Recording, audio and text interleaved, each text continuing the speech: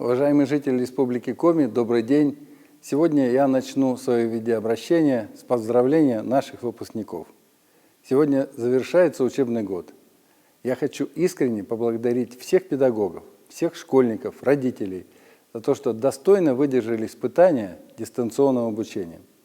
Сегодня для 14 260 выпускников 9 и 11 классов прозвучал последний звонок. В этом году впервые этот праздник проходит в дистанционном формате. Но онлайн-режим не отменяет праздничного настроения, чувств и эмоций, которые всегда испытывали и будут испытывать ученики, покидая стены родной школы. И вы сами, и ваши учителя очень искренне и творчески подошли к этому мероприятию, и это радует. Как я обещал, выпускной состоится, как только нам позволит эпидобстановка. Мы обязательно устроим для вас большой праздник. Вы этого точно заслуживаете. Впереди экзаменационная пора. В этом году вам было очень непросто учиться и готовиться к ЕГЭ. Но вы обязательно справитесь с волнением и покажете на экзаменах достойный результат, чтобы поступить именно в тот вуз, о котором вы мечтали, и приобрести специальность, которая поможет состояться вам в жизни. Я желаю вам удачи на экзаменах, верного выбора дальнейшего пути, упорства и настойчивости в достижении цели.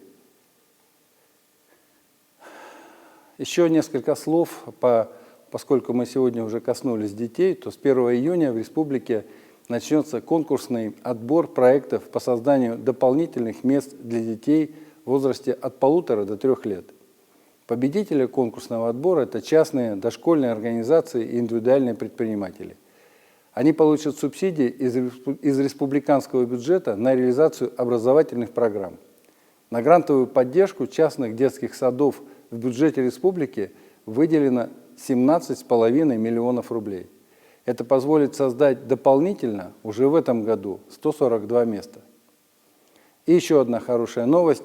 Наши ребята, молодые новаторы, стали победителями всероссийского конкурса молодежных авторских проектов и проектов в сфере образования. Проекты направлены на социально-экономическое развитие российских территорий. «Моя страна, моя Россия». Выпускница УГТУ Зоя Морозова и студент Воркутинского горно-экономического колледжа Дмитрий Нахтигал достойно представили нашу республику на престижном конкурсе. Ребята доказали актуальность и практичность и востребованность своих изобретений. Причем разработка Зои Морозовой – специальное защитное покрытие с повышенной стойкостью к коррозии и устойчивостью к обледенению может быть использовано в условиях Крайнего Севера и Арктического шельфа. Разработка уже успешно прошла лабораторные испытания и готовится к внедрению в жизнь. Очень рад, что наша молодежь добивается таких успехов. Уверен, что и в дальнейшем их знания и умения будут востребованы в Республике Коми и в Российской Федерации. Еще одна новость. Сегодня я также встретился с исполняющим обязанности управляющего Коми-отделением Сбербанка Алиной Анатольевной Хвищук.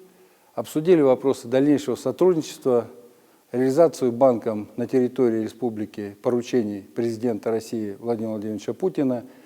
Эти поручения по поддержке малого и среднего бизнеса. И речь, конечно же, идет о выдаче льготных кредитов, предоставлении отсрочек по выплатам уже выданных.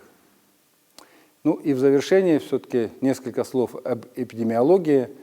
Сегодня в республике лабораторно подтверждено 1262 случая заболевания коронавирусом. Прирост за сутки составил 24 человека. Всего под медицинским наблюдением в республике 1618 человек. Выздоровело 667 человек. За сутки 23 человека. Ну, по сути, мы попали, 24 добавилось, 23 выздоровело. Это хорошая арифметика, как я говорю. Ну, вот на сегодняшний день это все новости. Уважаемые жители республики, хочу вам пожелать здоровья, берегите друг друга. До завтра.